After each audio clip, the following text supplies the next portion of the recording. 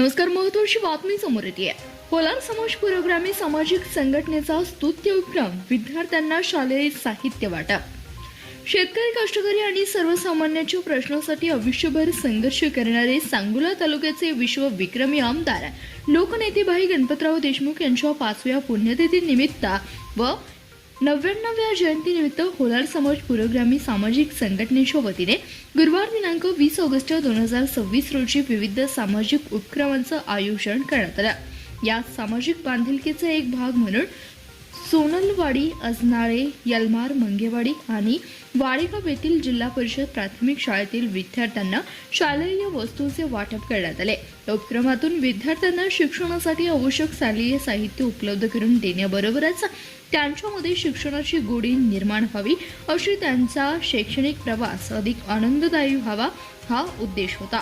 लोकनेते भाई गणपतराव देशमुख साहेब यांनी आपल्या प्रदीर्घ सामाजिक आणि सार्वजनिक जीवनात शेतकरी, कष्टकरी, वंचित आणि सामान्य माणसाच्या हक्कासाठी सातत्यानं आवाज उठवलाय. त्यांच्या विचारांना आणि समाजसेवेच्या कार्याला अभिवादन करण्यासाठी कोलार समाज पुरोगामी सामाजिक संघटनेचा उपक्रम राबविला आहे.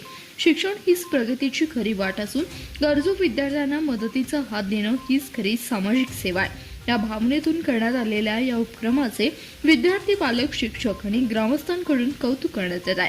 या उपक्रमामुळे विद्यार्थ्यांच्या चेहऱ्यावर आनंदाचं वातावरण निर्माण झालं असून सामाजिक उपक्रमाच्या माध्यमातून समाजातील गरजू घटकांना मदत करण्याचा आणि शिक्षणाचा प्रोत्साहन देण्याचा संघटनेचा प्रयत्न यापुढेही सुरू राहणार असल्याचं यावेळी सांगण्यात आलं.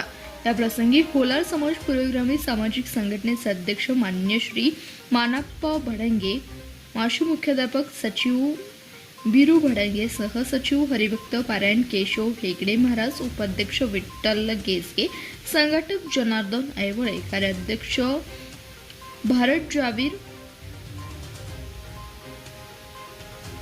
फौजदार, प्रसिद्ध प्रमुख धनंजय भडंगे, सुनील जावीर साहेब, विजय ऐवळे उपस्थित होते.